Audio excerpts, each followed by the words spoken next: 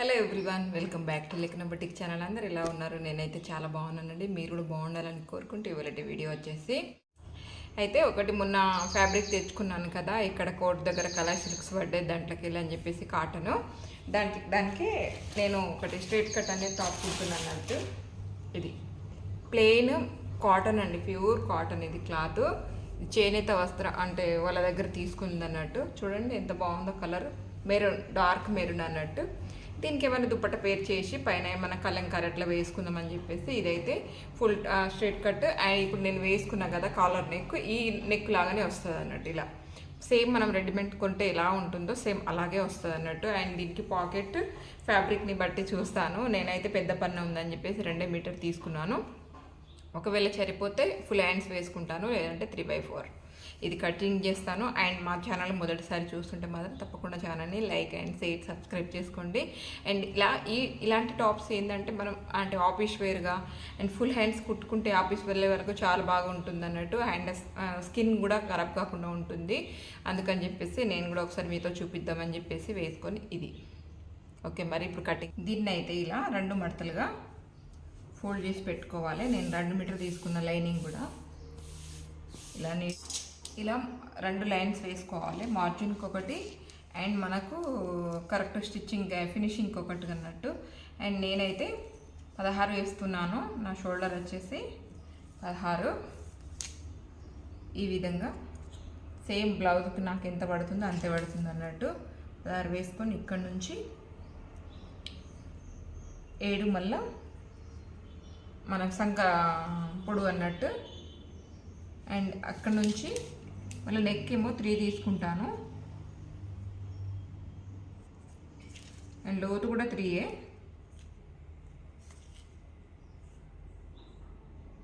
ఈ విధంగా మనకు బ్యాక్ ఏమీ నెక్ రాదు కదా, జస్ట్ ఫ్రంట్ కొంచెం కిందికి దించితే సరిపోతుంది ఈ విధంగా.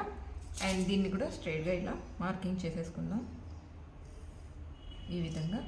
అండ్ ఇక్కడ నుంచి కొంచెం లోపలికని ఇలా అన్నట్టు. ఈజీగానే ఉంటుందండి, ఏమి పెద్దగా దీంట్లో ఏది ఉండదు. ఈజీగా స్టిచ్చింగ్ చేసుకోవచ్చు. ఇక్కడ నుంచి అండి ఇక్కడ కొంచెం ఇలా స్టిచ్చింగ్కి పెట్టుకోండి ఇక్కడ కింది నుంచి. అండ్ నాకు వచ్చేసి ఇక్కడ 21 అండి, చెస్ట్ లూజ్ వచ్చేసి 21. అండ్ ఇక్కడ నుంచి స్ట్రైట్ కట్కి వచ్చేసి 14. అలాగే నడుము వచ్చేసి 22కి, నడుము లూజ్ వచ్చేసి 22, 11 వేసుకుంటున్నాను. షేప్ వచ్చేసి 10 ఇంచు తగ్గుతుంది ఇక్కడ. ఈ విధంగా మార్కింగ్ చేసేసుకోవాలి. చూసారు కదా, ఇక్కడ కూడా ఇదే విధంగా మార్కింగ్ చేసేసుకోవాలి. నడుము దగ్గర కూడా సేమ్ ఇదే విధంగా మార్కింగ్ చేసుకోవాలి. మీరు ఒకవేళ ఇక్కడ రాసుకుంటే రాసుకోండి, నో ప్రాబ్లం.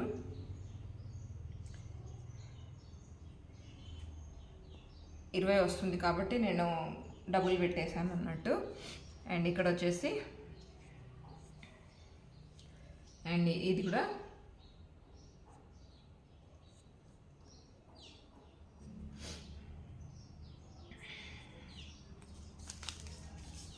ఇలా మార్కింగ్ వేసేసుకోండి. దీనికి పెద్దగా మార్కింగ్ ఏమీ ఉండదు. కింది వైపున టాప్ వెడల్పు వచ్చేసి 13 అండి. 13 అంటే 25 మొత్తం. ఇలా చూసారు కదా, ఈ విధంగా మీరైతే ఎక్కడికక్కడ కరెక్ట్ మార్కింగ్ వేసుకోండి. అండ్ మార్కింగ్ వేసుకున్నాక ఈ విధంగా మనం ఫినిషింగ్కి అండ్ మనం ఎగస్ట్రా మార్జిన్కి అయితే ఈ విధంగా గీసుకోవాలి. ఇక్కడ చూడండి, నేను ఫస్ట్ వచ్చేది గీసిన లైన్ వచ్చేసి ఫినిషింగ్, ఇది వచ్చేసి ఎగస్ట్రా అన్నట్టు మనకు మార్కింగ్కి ఎగస్ట్రా మార్జిన్ లోపల వదిలిపెట్టుకోవడానికి అని చెప్పేసి ఈ విధంగా ఫినిషింగ్ అనేది చుట్టూ వేసుకోండి. మీరైతే ఫస్ట్ డ్రెస్ కొలతతోనే కొట్టండి, అలా అయితేనే ఈజీగా వస్తుంది. అండ్ మీరు మెజర్మెంట్ తీసుకుంటే కొంచెం రాంగ్ పోయే అవకాశాలు ఎక్కువ ఉన్నాయి. పర్ఫెక్ట్ కుట్టగలము అనుకుంటేనే మెజర్మెంట్ తీసుకోండి. బట్ డ్రెస్లో కూడా మనం కొంచెం చేంజెస్ ఏమైనా ఉంటే ఫిట్టింగ్లో కానీ ఏదైనా సరే చేంజెస్ చేసుకోవచ్చు. అండ్ ఆ తర్వాత మార్కింగ్ పైన మనం ఫినిషింగ్ కుట్టు ఏదైతే ఉందో దానిపైన ఈ విధంగా వీల్తోని చిన్నగా ఇట్లా డ్రిల్ మెషిన్తో ఉంది కదా, చిన్నగా వీల్ మెషిన్, దాంతో ఇట్లా రబ్ చేస్తే కింది వైపున పై వైపున మనకు మార్కింగ్ పడిపోతుంది. ఊరికే మనం టేప్తో కూడా చూడాల్సిన అవసరం ఉండదు అన్నట్టు. నేనైతే ఈ విధంగా 4 మడతలకు 4 దిక్కున ఈ విధంగానే మార్కింగ్ అనేది చేస్తాను. ఆ తర్వాత మెయిన్ ఫ్యాబ్రిక్ పైన ఈ విధంగా పెట్టి నీట్గా కట్ చేసుకోండి. కొంచెం ఎగస్ట్రానే కట్ చేసుకోండి, ఎందుకంటే స్టిచ్చింగ్ అప్పుడు ఇటు అటు కొంచెం పోయే అవకాశం ఉంటుంది కాబట్టి నీట్గా పెట్టి కట్ చేసుకోండి. అలాగేనండి, నేను ఇక్కడ ఫుల్ హ్యాండ్స్ పెడదామని చెప్పేసి అనుకున్నాను, బట్ నాకైతే ఫ్యాబ్రిక్ సరిపోలేదు. అందుకని చెప్పేసి 3/4 హ్యాండ్స్ అయితే పెట్టుకున్నాను, 14. అండ్ హ్యాండ్స్ పొడవు వచ్చేసి 14. ఇక్కడ పైపింగ్ వేస్తున్నాను, దేనికి అనుకుంటున్నారా? అండ్ దీనికి ఎక్కడ పైపింగ్ పడదండి. నేనైతే జస్ట్ కింది వైపున బార్డర్ లాగా కనిపించేలాగా 4 ఇంచెస్ క్లాత్ అనేది ఎక్స్ట్రా కట్ చేసుకొని ఇక్కడ చూడండి ఈ విధంగా పైపింగ్ పెడుతున్నాను అన్నట్టు. యాక్చువల్లీ అక్కడ చెప్పాలంటే పోట్లీస్ పెడదాం, కొంచెం లుక్ అంతే కొంచెం వెరైటీగా కనిపిస్తాడు. అండ్ మొత్తం డ్రెస్ ప్లెయిన్ కదా, కొంచెం కనిపిస్తుంది. అక్కడ వచ్చేసి మీరు వేరే లెగ్గింగ్ ఏమైనా యూజ్ చేద్దాం అనుకుంటే ఈ ప్లేస్లో వేరే పైపింగ్ అనేది వేసుకోవచ్చు, చుట్టూ కూడా పైపింగ్ అనేది వేసుకోవచ్చు. నేనైతే సేమ్ పైపింగే తీసుకున్నాను, ఎందుకంటే నేను ఏ దుప్పట పేర్ చేసినా దానికి మ్యాచ్ కావాలని. అండ్ వెనుక వైపున వచ్చేసి నెక్కు జస్ట్ 1/2 ఇంచు తీస్తే సరిపోతుంది, అంతకంటే ఎగస్ట్ అయితే వద్దు. అండ్ 1/2 ఇంచు తీసుకున్నాక కింది వైపున ఈ విధంగా మనం మెయిన్ ఫ్యాబ్రిక్ అటాచ్ చేయకముందే మలిచి కుట్టుకోవాలి. ఆ తర్వాత మెయిన్ ఫ్యాబ్రిక్ పైన ఈ విధంగా పెట్టి ఎక్కడ కొంచెం గులు లేకుండా మనం ఫస్ట్ లైనింగ్ వైపు నుంచి ఈ విధంగా అయితే అటాచ్ చేసుకోవాలి. అలా నీట్గా అటాచ్ చేసుకుంటే గుళ్ళు లేకుండా మనకు డ్రెస్ అనేది ఫిట్టింగ్ నీట్గా వస్తుంది అన్నట్టు. ఆ తర్వాత మెయిన్ ఫ్యాబ్రిక్ దిక్కు నుంచి కూడా వన్ సైడ్ మనం మెయిన్ ఫ్యాబ్రిక్ నుంచి ఈ విధంగా అయితే అటాచ్ చేసుకోవాలి. పై వైపున చేతితో ఇట్లా మంచి ప్లెయిన్గా ఇట్లా అన్నాం అనుకోండి, ఎక్కడ గింత కూడా గుళ్ళు లేకుండా వస్తుంది అన్నట్టు. ఆ తర్వాత మనం ఉన్న ఫ్యాబ్రిక్ ఎక్స్ట్రా ఏమైనా ఉంటే ఈ విధంగా కట్ చేసేసేయాలి. ఆ తర్వాత నేను ఫ్రంట్ నెక్ వచ్చేసి 3 తీసుకున్నాను, వెడల్పు కూడా 3 తీసుకున్నాను, సరిపోతుంది అన్నట్టు. అండ్ ఇక్కడ మార్కింగ్ వేసింది. అండ్ మనం అంటే నెక్ ఎంత కిందికి దించాలి ఫ్రంట్ వైపు అని చెప్పేసి, అండ్ ఫ్రంట్ వైపు పార్ట్ అనేది కట్ చేస్తున్నాం కాబట్టి లోతు కూడా మనము ముందుగానే తీసేసేయాలి అన్నట్టు. ఈ విధంగా లోతు కూడా తీసేసుకొని కింది వైపున సేమ్ ఇది కూడా కింది వైపున ముందు మనం మెయిన్ ఫ్యాబ్రిక్ అటాచ్ చేయకముందే కింది వైపున ఈ విధంగా అయితే మర్చి కుట్టేసుకోవాలి. ఆ తర్వాత నెక్ చుట్టూ అండ్ షోల్డర్ కూడా ఈ విధంగా ఫినిషింగ్ చేసేసి అండ్ మొత్తం బ్యాక్ ఇట్లా ఫినిషింగ్ చేసుకుంటే మనకు నీట్గా వస్తుంది అన్నట్టు. అండ్ మీరు ఫినిషింగ్ చేసేటప్పుడు ఏమాత్రం గుళ్ళు, ఇది కాటన్ కాబట్టి ఇంకా జారతలేదు, కానీ వేరే క్లాత్ అయితే ఘోరంగా జారుతుంది. ఇక్కడ మార్కింగ్ వేస్తున్నాను చూడండి, అది నెక్ ఓపెన్ కన్నట్టు నేనైతే 6 వేసాను, అంతకంటే ఎక్కువ అవసరం లేదు. 6 వేసేసి మిడిల్లో అన్నట్టు సెంటర్ మిడిల్లో ఈ విధంగా కట్ పెట్టేసుకొని మనం కాజాపట్టి అనేది ముందుగా నేను ఇక్కడ వచ్చేసి కాజాపట్టి అనేది అటాచ్ చేస్తున్నాను అంటూ. దానికి బటన్స్ కూడా పెట్టుకోవచ్చు. మనం లైనింగ్ వైపు నుంచి లోపల వైపున మన అంటే మెయిన్ ఫ్యాబ్రిక్ వైపున వచ్చేటట్టు మనం అటాచ్ చేసుకోవాలి. జస్ట్ మనం మధ్యలో ఖర్చు పెట్టాం కదా, అక్కడ వరకే స్టిచ్చింగ్ చేయాలి. కింది వరకు స్టిచ్చింగ్ చేస్తే ఫోల్డింగ్కి నీట్గా రాదన్నట్టు. ఆ తర్వాత ఇట్లా మన ఉక్సు పట్టికి ఎంత అయితే మలుస్తామో అదే విధంగా కింది వరకు ఎక్స్ట్రా క్లాత్ అనేది కట్ చేయకండి, ఉండనివ్వాలండి లోపల వైపుననే. ఈ విధంగా ఫోల్డ్ చేసి కొంచెం మనం మెయిన్ ఫ్యాబ్రిక్ పైన వచ్చేటట్టు కింది నుంచి పైన వరకు మెయిన్ ఫ్యాబ్రిక్ పైన వచ్చేటట్టు స్టిచ్చింగ్ అనేది చేసుకోవాలి. అండ్ ఇంకో సైడ్ ఏమో అలాగే ఇటు సైడ్ కూడా సేమ్ అంతేనండి. మనం లైనింగ్ వైపు నుంచి ఇట్లా పై వైపునకు వచ్చేటట్టు మలిసి కుట్టుకోవాలన్నట్టు. ఇక్కడ వచ్చేసి నేను 2 ఇంచెస్ తీసుకున్నాను, ఫ్యాబ్రిక్ అటాచ్ చేస్తున్నాను చూడండి, అది 2 ఇంచెస్ తీసుకున్నాను. లాంగ్ అనేది మనం కింది వరకు ఎక్కడ వరకు పెట్టాలనుకుంటున్నామో ఒకసారి ఐడియా చూసుకోండి మీరు.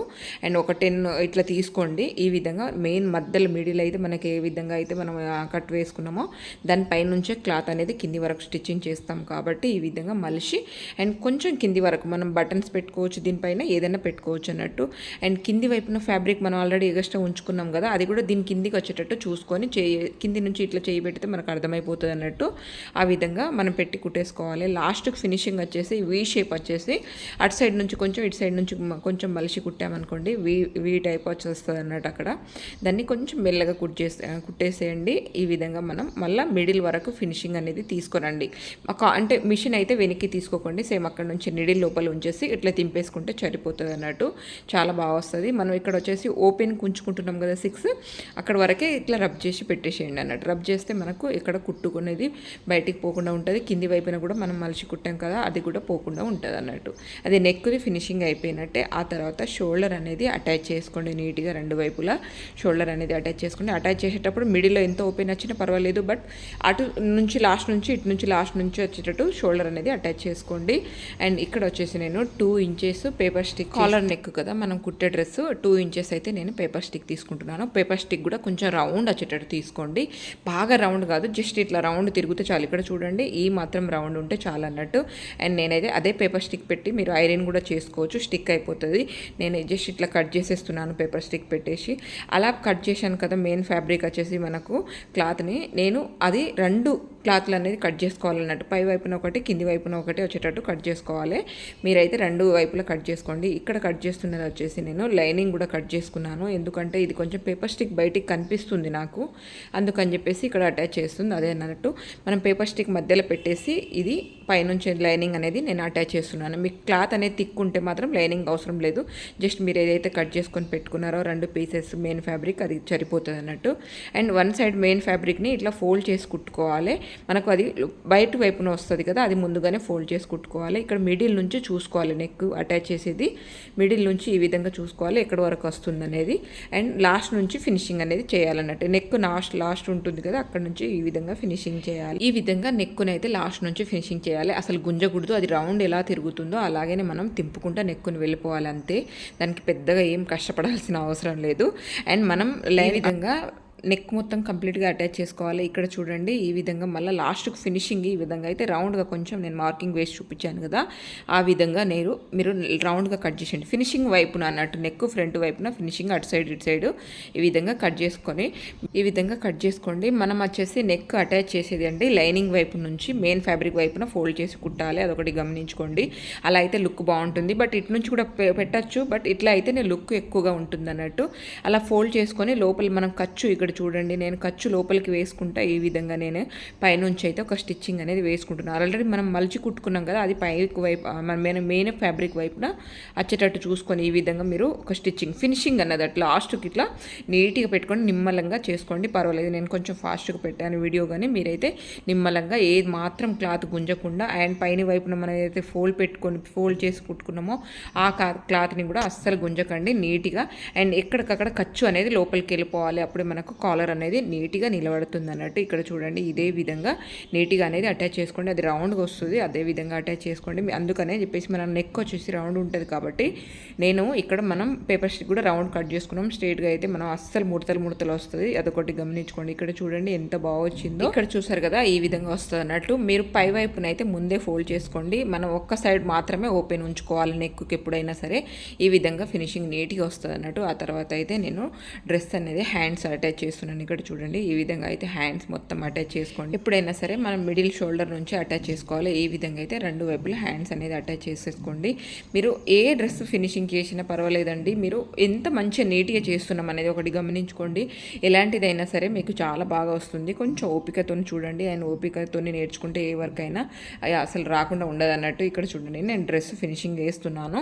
ఈ విధంగా అయితే మీరు సంఖ దగ్గర కరెక్ట్ వచ్చేటట్టు చూడండి. ఎక్కడెక్కడ మనం ఖర్చు వేసుకున్నాం కదా, మార్కింగ్ కూడా చేసుకున్నాం, అవన్నీ మార్కింగ్ కరెక్ట్ వచ్చేటట్టు చూసుకోండి అన్నట్టు. అదొకటి గమనించుకోండి. నేను ఇక్కడ చూస్తున్నాను అండ్ మనకు కరెక్ట్ ఇది మెయిన్ అండి. ఒకటి చూసుకోండి, గమనించుకోండి. ఏంటి అంటే మనకు స్ట్రైట్ కట్ అనేది కరెక్ట్ వస్తుందా, ఎక్కువ వస్తే అసలు లుక్ పోతుంది అన్నట్టు. మీరు ఎంత అయితే వేసుకుంటారో డ్రెస్లకు ఒక్కొక్కరికి ఒక రకం ఉంటుంది. ఇది కూడా కట్స్ అయితే మెయిన్, కట్స్ ఎంత వస్తున్నదో చూసుకోండి అండ్ మీకు ఎంత కావాలి అంత వేసుకోండి. ఆ తర్వాత కట్స్ వేసుకున్నాక ఈ విధంగా కింది వైపు నుంచి మనకి ఇక్కడ కింది వైపు నుంచి ఈ విధంగా అయితే 1/2 ఇంచు లోపలికి ఫోల్డ్ చేసుకుంటే ఇట్లా నీట్గా కుట్టుకుంటున్నాం. ఆల్రెడీ మనం ఎగస్ట్రా ఎంత ఫోల్డ్ చేసుకోవాలనేది మనం స్టిచ్చింగ్ అంటే కట్ చేసుకునేటప్పుడే వదిలిపెట్టుకుంటాం కదా, దాన్ని బట్టి ఈ విధంగా ఫోల్డ్ చేసుకుంటూ వెళ్ళండి.